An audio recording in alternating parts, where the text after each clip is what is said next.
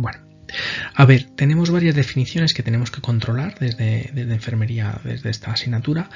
La principal es la definición de cáncer, que es una enfermedad caracterizada por un crecimiento descontrolado de células que son anormales dentro de nuestro cuerpo.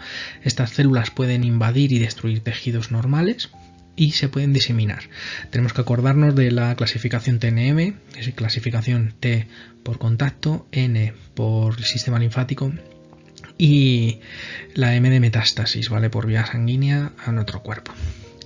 Los cuidados paliativos se entiende como ese enfoque que se hace desde la parte médico-enfermera, psicología, trabajo social, ¿vale? Para mejorar la calidad de vida de esos pacientes que enfrentan enfermedades graves y terminales, ¿vale? Ya no hay ninguna solución a nivel médico-quirúrgico para que este paciente se cure, ¿vale? Entonces entraría en paciente paliativo, ¿vale? Luego ya terminales cuando ya están en los últimos 6 meses aproximadamente de vida, ¿vale? Sobre todo se centran en cuidar y en aliviar el dolor y otros síntomas, apoyo emocional y bueno, espiritual también de ese paciente y de la familia. Hay que hablar de determinadas situaciones como veremos más adelante. ¿Qué nos referimos a muerte digna? Pues es aquella forma de morir en paz, sin sufrimiento, sobre todo sin sufrimiento innecesario, de acuerdo con los deseos y los valores de ese paciente y sobre todo que implica el respeto al derecho de la autonomía, ¿vale? De ese paciente y sobre todo evitar tratamientos que prolonguen la agonía. Hay que mejorar sobre todo la calidad de vida de ese paciente en las últimas etapas de su momento. Luego la eutanasia es el acto, ¿vale? Médico-enfermero en este momento por la situación que tenemos sanitaria y es aplicar la muerte directamente a una persona que es incurable, que está ya digamos desahuciada a nivel médico de tratamiento, ¿vale? Y que sufre de forma insoportable, ya sea físico y mental, ¿vale? La tiene que pedir el paciente, o sea, el paciente tiene que estar en plenas condiciones para poder pedirla, ¿vale?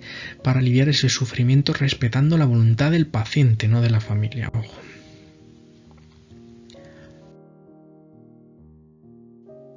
Vale. Bueno, pues tenemos que imaginarnos en epidemiología, aquí un momento, imaginémonos un momento Londres en 1728, en aquel entonces se dio un paso enorme porque se realizó el primer censo general del cáncer.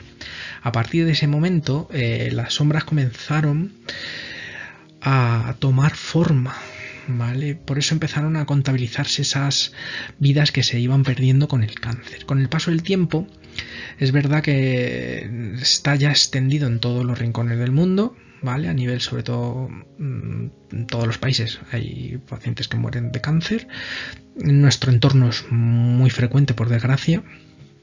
Y sobre todo es un rompecabezas para todo lo que somos los sanitarios y los estilos de vida de los pacientes que tenemos. ¿Por qué? Porque está muy ligado a hábitos malos. Por ejemplo, tabaco, alcohol, exposiciones solares innecesarias, sin protección, mala alimentación, contaminantes.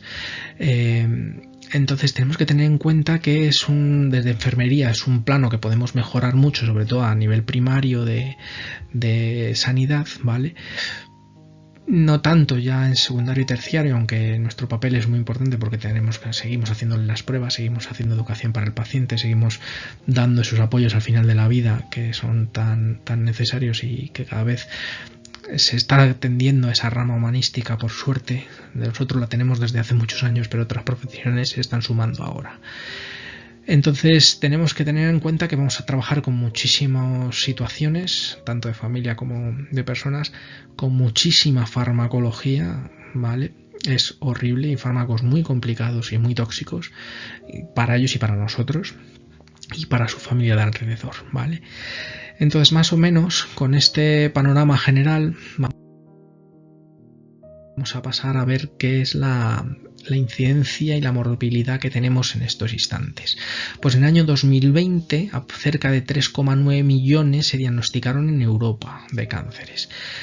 En el mundo pues pasa exactamente lo mismo, sobre todo el cáncer de mama y el cáncer de pulmón son los más comunes.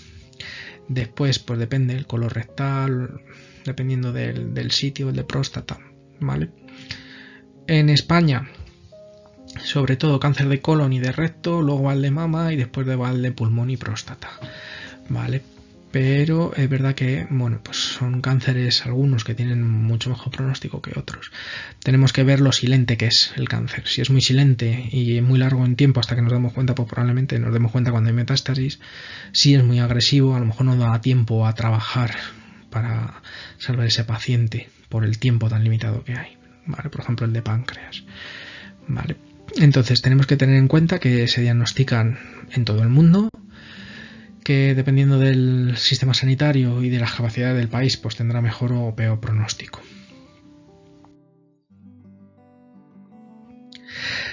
Como hemos dicho, en hombres, pues sobre todo pulmón, próstata y colon, mujeres, mama, colon y pulmón, ¿vale? Estos son los más así en el mundo, los principales. Como hemos dicho, normalmente solemos tener los hombres más predisposición genética, un 20%, las mujeres un 17%. Se diagnostican 18 millones de cánceres nuevos, 28 millones en 2040 se estima, ¿vale? Entonces es verdad que ahora mismo es la lacra que tenemos a nivel de enfermedad, prácticamente es la peor de todas. Bueno, seguimos viendo la mortalidad. La mortalidad pues va a ir en función de cada cáncer y de la pronóstico de la agresividad y de cuánto lo pillemos a tiempo. Por eso es tan importante la prevención primaria y secundaria, sobre todo, para que estos pacientes tengan un buen pronóstico el día de mañana.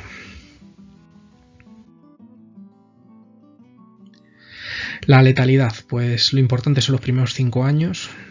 A partir de los 5 años la letalidad baja un 50-55% aproximadamente, y a partir de los 10 años se considera que el paciente está limpio, aunque tengamos que hacerle revisiones.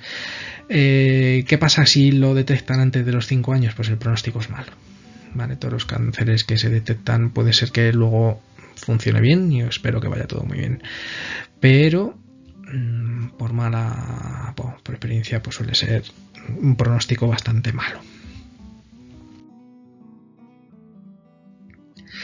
Las tasas de supervivencia, pues por ejemplo en el mundo o en España, pues el cáncer de mama tiene una eficacia de entre un 80 y un 90%, o sea, eso es muy bueno. El de próstata, pues estamos en un 90-98% si se pilla a tiempo todo esto, ojo, ¿eh? Sin embargo, el de pulmón, pues es un 20% de supervivencia, con lo cual el pronóstico es muy malo. El de cáncer de colon está alrededor del 60% porque se suele pillar tarde, no porque no haya tantas soluciones, que se suele pillar muy tarde porque es muy silente. Y el de páncreas pues prácticamente es fulminante, igual que el melanoma. Por desgracia son cánceres muy agresivos, no tienes margen de maniobra.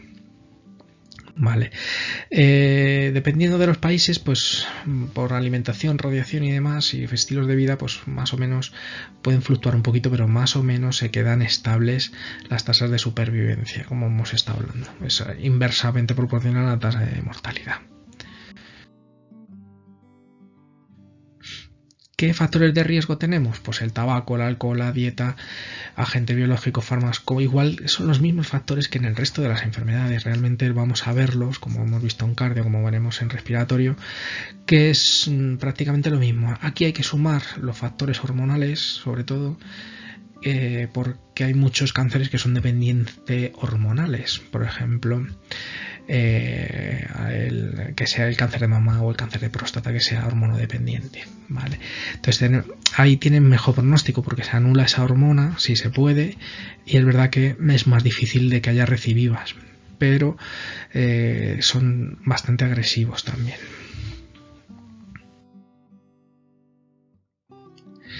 Bueno, como vemos, el primer factor de riesgo es el fumar. Fumar mata, y es que es literal. A medida que estoy haciendo los temas, cada vez es más información sobre el tabaco, por desgracia, y es que puede llegar a multiplicar por 30. O sea, es que a medida que vas fumando más, pues vas teniendo más riesgos, pero es que es cáncer de todo tipo en cualquier sitio, con lo cual afecta muchísimo.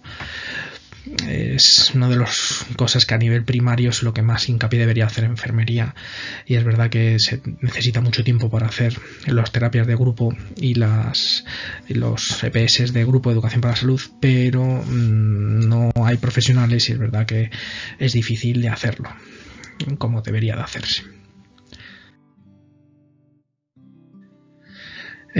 Podemos ver que bueno, fumar en pipa es lo menos peligroso, pero aún así es bastante malo. No es por el hecho del aparato, sino yo creo que es por el hecho de que el tabaco es más puro, no está tan mezclado, es la hoja como tal, frente a los tabacos de liar o los tabacos que ya vienen, o sea, los cigarrillos que ya vienen preparados.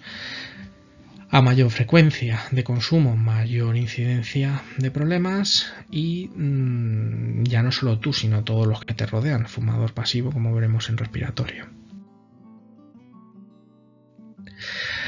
Patologías que se relacionan con el tabaco, EPOC, que la veremos en respiratorio, las coronarias que ya las hemos visto, infecciones respiratorias las que la veremos en respiratorio, y sobre todo el cáncer. ¿Qué cáncer? Todos. Pulmón, colon, oral, labio, faringe, laringe, esófago, páncreas, afecta a todo. Y es exponencial. Entonces, si eso lo sumamos una EPOC, le sumamos una enfermedad coronaria, la tasa de supervivencia de estos pacientes pues es muy complicada.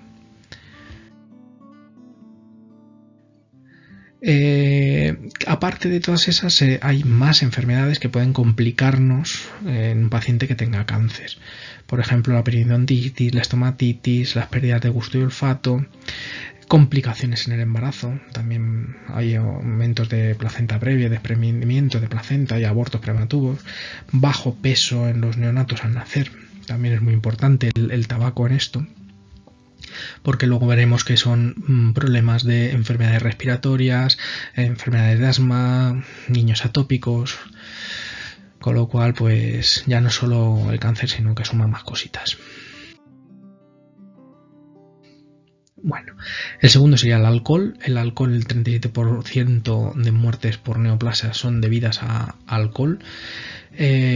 Os invito a hacer un test de qué nivel de alcoholismo estáis, porque lo hice en clase y es verdad que salió bastante alto para ser gente joven.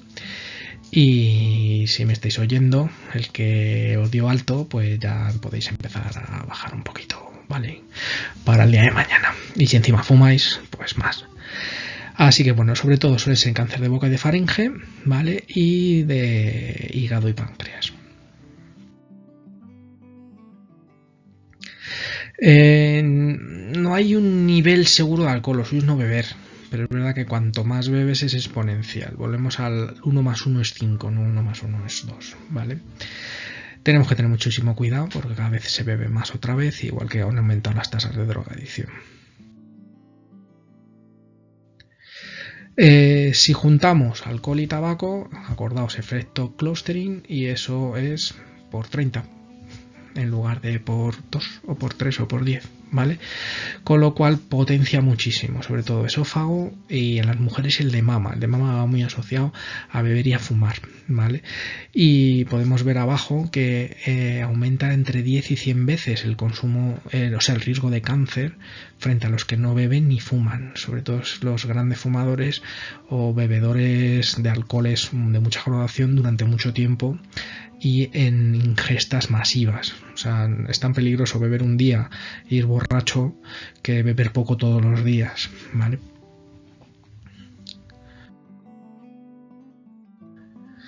Tenemos por otro lado los cánceres de estómago, que también van muy asociados al alcohol, y el de hígado, como hemos visto.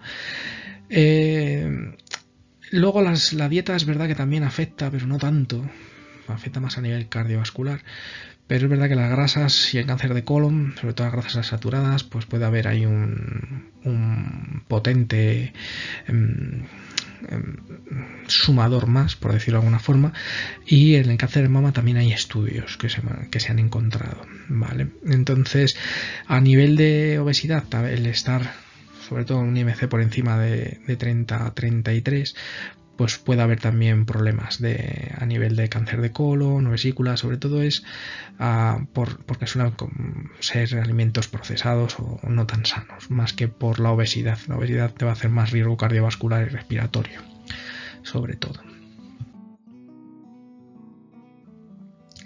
En la obesidad y la grasa corporal, pues eso sí hay varios estudios, de hecho de aquí abajo, que sale aquí en la pantalla.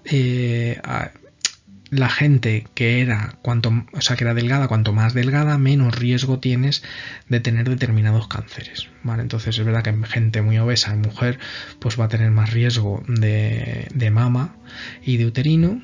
Luego estaría el de colon y el de riñón, pero es por la grasa que hace que funcione mal esos órganos. Y también tiene un potente carcinógeno, ¿vale? Una potencia carcinógena también a nivel de todo lo que es a nivel de circulatorio, de desechos, síndrome metabólico que se le va a sumar, con lo cual es verdad que todos esos tóxicos que no se van a poder eliminar bien y ese daño que va haciendo los órganos, por ejemplo con la diabetes y con los lípidos y las arteriosclerosis y demás, pues igual que daña el vaso, te va a dañar determinado órgano, por ejemplo un hígado cirrótico que se va a terminar a lo mejor en un futuro cáncer. ¿Cómo podemos prevenir a nivel de alimentación? Pues sobre todo dietas ricas en calcio, vitamina A, C y E, que son importantísimas sobre todo a nivel respiratorio y bueno, de muchas cosas, pero a nivel de respiratorio lo veremos en el próximo tema. No fumar, evidentemente, porque hace el efecto contrario de la vitamina A. Usar todo lo que sean antioxidantes, comer pues todo lo que sea a ser posible integral, legumbres, frutas, verduras, todo que no sea procesado, y intentar tener cuidado con los frutos secos, porque determinados frutos secos pueden tener metales pesados y tampoco es bueno abusar de ellos, porque se cree que la gente que son súper sanos, y está muy bien comer frutos secos, no todos, pero con mesura, porque es verdad que algunos tienen más hierro, tienen plomos, tienen mercurios, algunas cositas, aflatoxinas, que es pues una toxina que te puede generar también ese aumento de cáncer de hígado y también está relacionado con el cáncer de colon.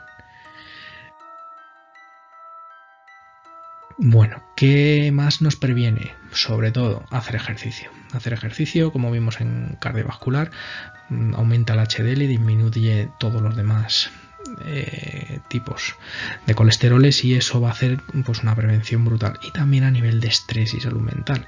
Si segregamos menos corticoides, tenemos menos riesgo de cáncer.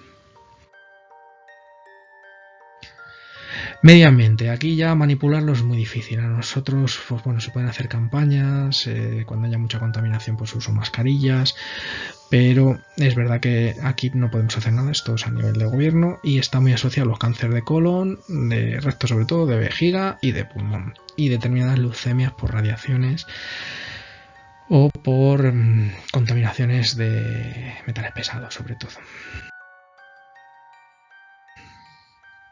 Bueno, radiaciones, tenemos dos tipos de radiaciones, ionizantes y no ionizantes, ¿vale? Las ionizantes son todas las que sean radiactivas, por decirlo de alguna forma, rayos X y demás, y las no ionizantes pues son casi todo microondas y las que nos da el sol, los UVB sobre todo, que son los chungos, con lo cual tenemos que buscar ese filtro en los protectores solares, mínimo por favor 30, a ser posible 50 en niños y gente que vaya a estar muy expuesta, e intentar no tomar las horas de sol chungas, ¿vale?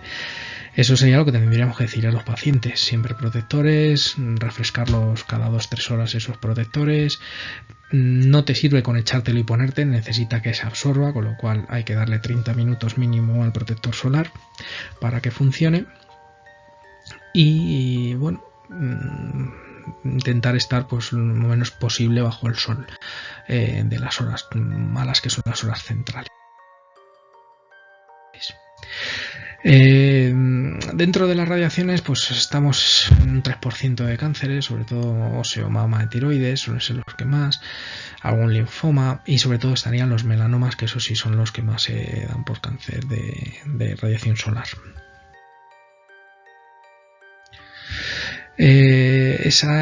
¿Por qué? Pues normalmente suele ser gente que está muy expuesta, que no usa protección, ¿vale? y tienen una carga genética que juega papeletas. O sea, aquí se suma todo. Entonces, si yo tengo papeletas y encima compro más, pues me pasa. Entonces, hay que hacer mucha prevención de nivel primario en estas campañas cuando llega el verano o cuando van a ir a esquiar, para que usen medidas de protección. Vale. Normalmente, pues bueno, se puede hacer grupos o se suele tener algún panfleto, algún tríptico en la consulta para dárselo a los pacientes. Algunos nos vienen a preguntar oye, qué protección para mi hijo, y ya aprovecho y le doy a toda la familia. Vale, tenemos que intentar abarcar siempre todo lo que podamos dentro de lo que podamos.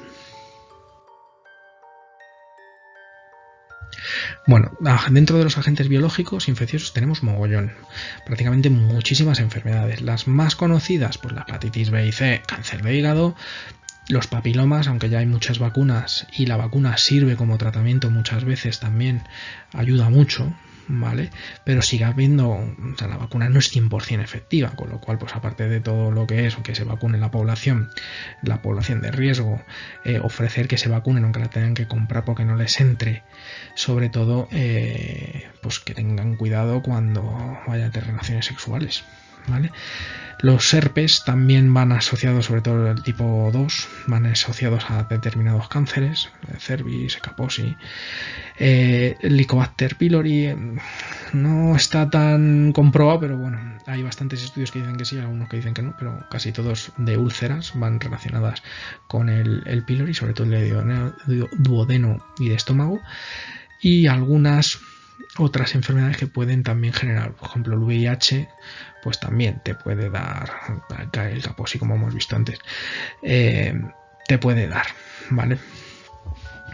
Aquí en la plantilla hay un error, ¿vale? VIH no es herpes, ¿vale? Tipo asociado, ¿vale? Eso, el VIH es el SIDA, ¿vale? Lo que pasa es que suele ir asociado con herpes tipo 1 y tipo 2, ¿vale? Que volvemos a hacer lo mismo, suman, ¿vale? Empezamos a coger ya muchas cositas por medio, muchas papeletas, ¿vale? Agentes químicos, pues tenemos también muchísimos, ¿vale? Pero muchísimos, sobre todo en poblaciones de trabajadores, por ejemplo, como los asbestos o carpinteros. Veremos esto, sobre todo a nivel respiratorio, todos los que son inhalados, ¿vale? Agentes con inmunosupresores, por ejemplo, los que tengan SIDA, que estén como inmunosupresores, van a tener también muchísima más probabilidad de tener cánceres allá, aparte de por el bicho como tal, ¿vale? Y sobre todo lo que pone abajo, arsénicos, radones, plomos, mercurios, eso hay que tener muchísimo cuidado también con ello. Pescados azules, que vivan mucho tiempo, pues van a tener más mercurio y más plomo por la contaminación de los mares. Aguas que no estén bien tratadas, no podemos tener también. Y luego tenemos lo más importante en este tema, que serían los factores hormonales, ¿vale? Es verdad que el embarazo disminuye, con cada embarazo disminuye el riesgo de cáncer de ovario, pero es verdad que suben otros, ¿vale? Entonces la lactancia materna también protege muchísimo, el perder peso muchísimo, la menopausia y la menarquía precoz está asociada a un aumento de cáncer de mama, endometrio y ovario. El tener muchas relaciones sexuales, sobre todo, más que el número, el riesgo de coger algo, pues sobre todo cáncer de cervix, hepatitis C, hepatitis B, VIH, que nos van a hacer que luego eso nos tengan potenciales carcinógenos. Problemas de hormonas, como los andrógenos y demás, con los próstata o los cánceres de mama. Y algunas veces la TSH y los anticonceptivos orales, sobre todo, ¿vale? Eso sí es bastante preocupante porque aumenta mucho también la patología cardiovascular, disminuyen por ejemplo, el cáncer de ovario disminuye, pero por ejemplo el de mama aumenta muchísimo, ¿vale? Junto con toda la capa vascular, como acabo de decir. Entonces eso tenemos que tener también mucho cuidado, y las personas que estén tomándolo durante mucho tiempo, a lo mejor había que hablar con el facultativo y que el facultativo oriente si debería de cambiar de molécula o no de fármaco para evitar el riesgo, por ejemplo, de pasar de uno de estrógenos a uno mixto o a uno solo de progesterona con el tiempo. Factores genéticos. Aquí las papeletas son las que son y es verdad que a mayor incidencia en tu familia, pues más incidencia de cáncer vas a tener, y eso hay que hacer mucho hincapié en la población y en la familia para que se hagan las pruebas de cribado pertinentes, como puede ser la colonoscopia o la gastroscopia, si hay problemas con esas pacientes en la familia, ¿vale? Prevención. Pues bueno, a ver, lo de siempre, intentar buenos hábitos, sobre todo, que sería la educación primaria, el nivel primario de prevención es lo más importante, porque es el de evitar el que pasen cosas, sobre todo diagnósticos de screening, muchísimos precoces, intentar fomentar calidad de vida, o hábitos de vida, bienestar, que se cuide el paciente prácticamente. En la prevención secundaria estamos enfocados a detectar precoz la gente que ya tiene riesgo de tenerla, ¿vale? Por familia y demás, y disminuir la mortalidad y mejorar la calidad de vida de ese paciente, ¿vale? Esto tiene un inconveniente, estos pacientes consumen muchos recursos, es muy caro como en todas las demás, pero aquí más porque el tratamiento es caro. Y es verdad que bueno, se hacen campañas, se intenta concienciar a la gente, pero es muy difícil, y yo creo que es donde está fallando el sistema, sobre todo es en la primaria, en la secundaria, más que en la terciaria, ¿vale? Porque es verdad que el paciente muere mucho, por desgracia, en determinados cánceres, o queda muy limitado, ¿vale? Las pruebas de screening, pues depende. Pues, por ejemplo, para el cáncer de mama tendríamos la mamografía, sobre todo las ecografías, que son las que más se deberían de hacer también. Disminuyen hasta un 30% todos los cribados, con lo cual está muy bien. Sobre todo en cáncer de mama, entre 50 y 69 años es cuando se debería hacer casi todo, o antes si hay genética de padres o abuelos o hermanos que toquen de cerca, o si fumas, tomas anticonceptivos y demás. No hay que olvidar que los hombres también tenemos cáncer de mama, y está asociado a esa grasa abdominal que hace que tengamos más estrógenos que la gente que no tiene esa grasa abdominal, que hace que no tengamos tantos estrógenos, ¿vale? Entonces eso tenemos que tenerlo en cuenta, y es muy agresivo el cáncer de mama en hombres, el que tenga cáncer de mama, ¿vale? Las revisiones suelen ser anuales o bianuales, sobre todo en mayores de 50. Se recomiendan las mamografías entre los 40 y los 49, y sobre todo si hay antecedentes de cáncer, o mastopatías, o que no haya tenido hijos.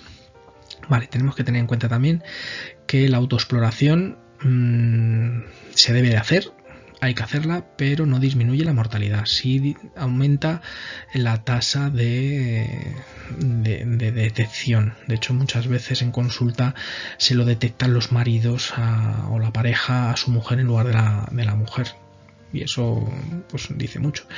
Vale, la ecografía mamaria como prueba de screening no se ha visto que sea tan eficaz, es mejor la mamografía, ¿vale?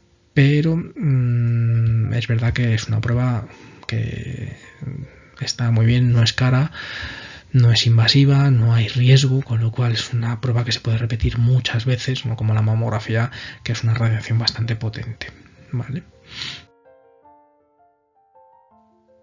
En el cáncer de colon, pues hay una campaña que es el Prevecolon, que se está haciendo mucho a nivel de screening de prevención primaria, y luego tenemos los análisis de sangre oculta en heces como cribado, ¿vale? Es verdad que el Prevecolon pues tiene un 50% de falsos negativos, con lo cual falla bastante, pero los que atina pues es verdad que es muy fiable en ese aspecto. Lo siguiente sería la colonoscopia, que sería la prueba mejor, porque aparte de ver también te permite operar y hacer. Lo normal, a partir de los 50, si hay riesgo en la familia, entre los 35 y los 40 debería ser la primera, y repetirse entre 1, 3 o 5 años dependiendo de la agresividad y de lo que vean. Esta sí que reduce la estadística brutalmente de mortalidad de cáncer de colon, ¿vale? Sobre todo si se hacen las pruebas con sangre oculta en heces de forma sistemática junto con las colonoscopias, ¿vale? Luego tenemos la citología de cervix, que bueno, la citología pues es la gran prueba para el diagnóstico de cáncer de cervix, con lo cual por desgracia se hace poca en la pública por medidas de, bueno, pues no está indicado o ahorro o no lo sé, pero se ha ido cambiando con los años. Antes se hacían más que ahora. Ahora es verdad que se está volviendo otra vez a retomar, pero bueno, lo suyo es detectar mujeres entre 25 y 65 años, que es cuando más se da el cáncer de cervix. Tenemos que tener en cuenta que la edad de realizar relaciones sexuales está entre 12 y 13 años y hasta hace poco no se ponía vacuna, con lo cual si han pillado un VPH pues puede ser que de la cara muy pronto, que lo normal es que de entre los 30, 35, 20 y tantos, o que la de más tarde y se vaya a los 40, 50, 60. Entonces, pues lo suyo es que se hicieran más citologías, incluso una anual, o cada 2 años en lugar de cada 3. Es importante, ¿vale?, que no tengan la menstruación cuando vayan a hacer las citologías, porque es verdad que dificulta mucho la visualización en la placa, ¿vale? Y bueno, pues dependiendo de si es negativa o positiva, pues se realizará cada 3 o 5 años o cada 2, o se manda una colposcopia para ver, igual sería el equivalente a la colonoscopia, ¿vale?, para ver y para tal, y sobre todo la vacuna del VPH. Vale, en el caso de que sea negativa, pues se repite al año, y en el caso de que sea positiva, pues habrá que ver si, de eso siempre y cuando la colposcopia sea normal, pues habrá que ver si se hace algo cirugía o se hace alguna cosa invasiva. Si es patológica, directamente biopsia y colposcopia seriada y se quita. En el momento que te la hago, te saco la biopsia y te cito para hacerte, cuando tengan los resultados, pues en 3 o en 6 o en 8 meses o lo que sea, la siguiente colposcopia, ¿vale? Y eso sí es bastante importante de hacer, porque es verdad que previene muchísimo. Es un cáncer que es bastante agresivo si no se pilla a tiempo.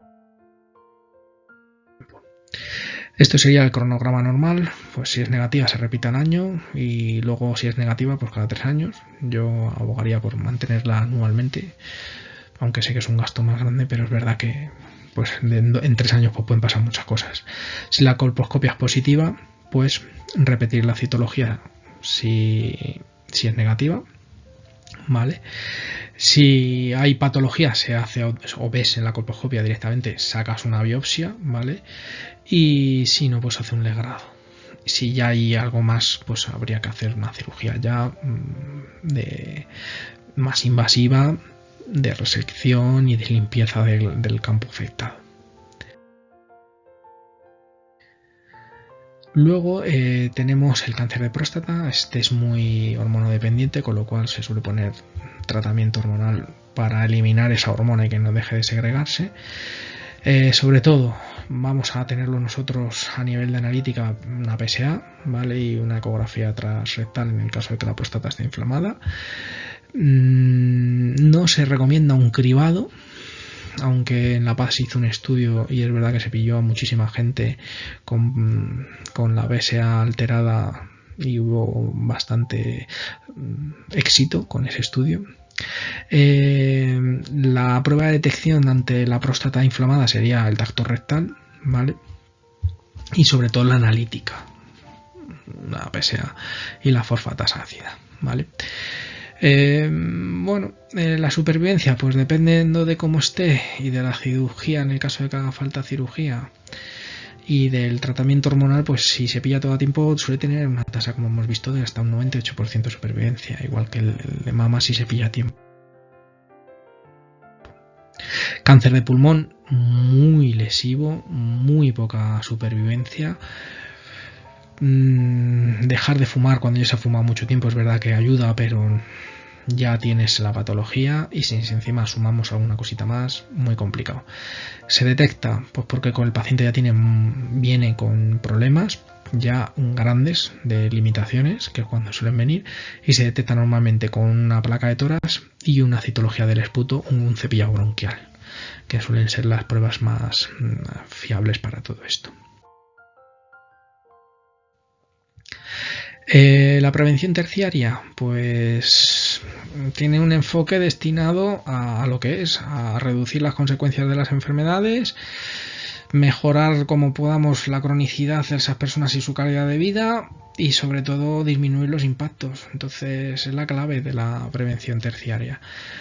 Veremos qué limitaciones y los factores que podamos mejorar, si es que hay alguno que se pueda mejorar, manejar el dolor, ajustes en el hogar, prevenir recaídas y las complicaciones. No hay mucho más en estos pacientes hasta que veamos cómo evolucionan o si siguen empeorando y entran en paliativos. Bueno, los cuidados paliativos. Los cuidados paliativos, yo trabajé en cuidados paliativos, lo dije en clase, pero bueno, por los que no estuvisteis, estuve en paliativos terminales en La Princesa, casi 2 años, y luego también en los centros de salud he llevado muchísimo paliativo. La ley del 2017 garantiza los derechos a recibir cuidados paliativos, importante, y sobre todo las instrucciones previas, que hasta hace un poco no hacía mucho, porque la familia luego seguía teniendo poder de decisión, ahora ya eso se ha limitado bastante. La cuestión es mejorar la calidad de vida en los momentos que ya no hay opción de curarse.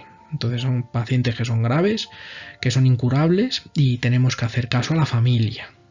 También, no solo al paciente, porque la familia va a estar en un momento de estrés brutal, van a tener que asumir unos roles donde les vamos a tener que formar y van a tener que hacer cosas que nosotros por nuestra profesión estamos acostumbrados, pero ellos no, como cuidar úlceras, como cambiar a veces hasta determinadas sondas o hacer pequeñas aspiraciones. Incluso hay cuidados paliativos domiciliarios, hospitalarios, que tienen prácticamente una UCI en su casa y son los pacientes, los cuidadores, los pacientes, la familia, los que los llevan, porque nosotros no podemos ir todos los días, por desgracia no hay personal para poder hacer eso, con lo cual como mucho vas a poder ir 1 o 2 veces a la semana, dependiendo del centro de salud donde se trabaje y dependiendo de la zona.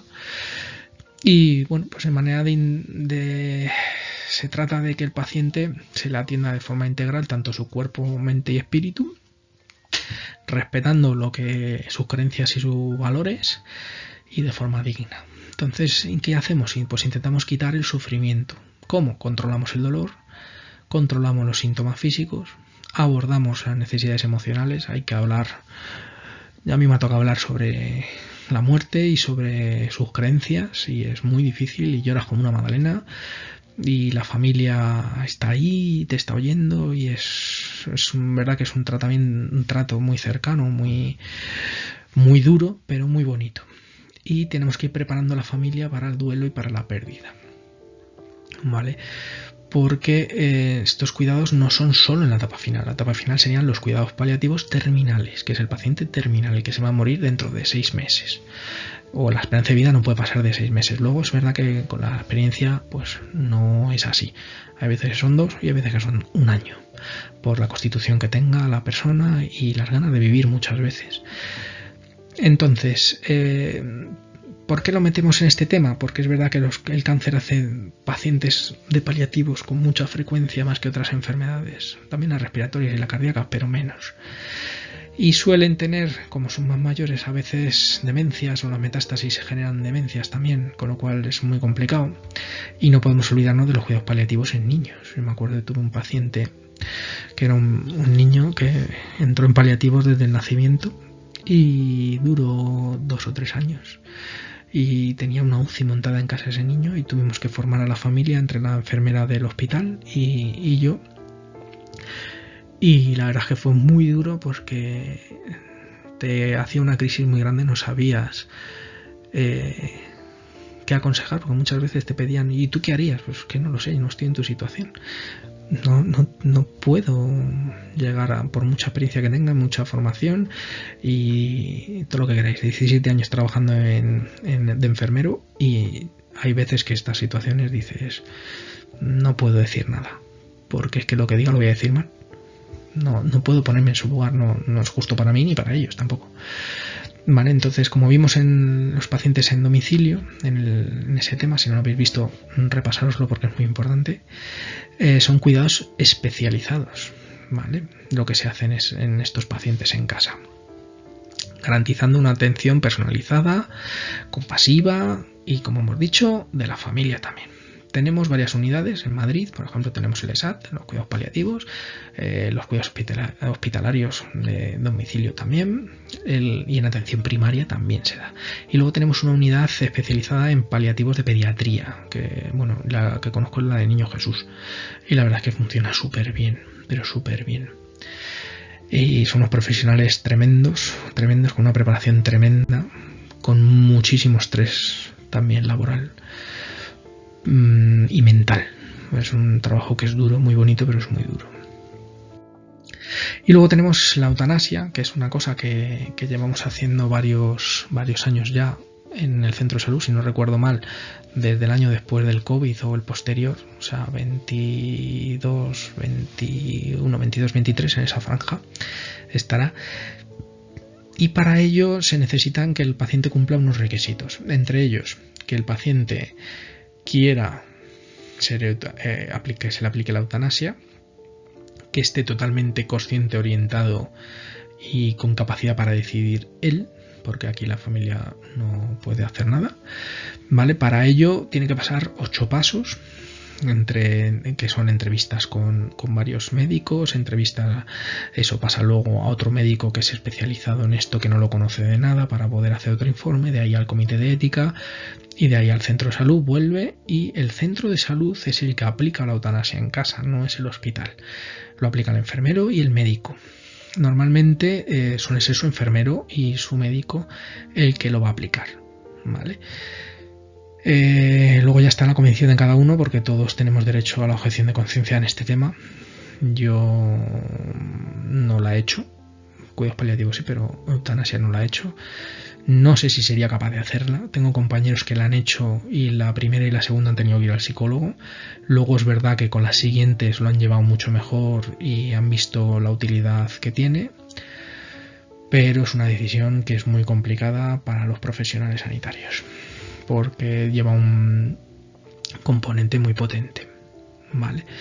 Entonces hay que firmar un consentimiento informado del paciente y todos los trámites. Primero tiene que ser mayor de edad, residir de forma legal en España mínimo 12 meses para poder hacerse, tiene que estar informado médicamente y por escrito, tiene que tener unas condiciones de salud, con lo cual el paciente tiene que ser una enfermedad grave, incurable, con padecimiento crónico incapacitante, que cause sufrimiento e intolerable por el paciente, ¿vale? No es todo entra en la eutanasia.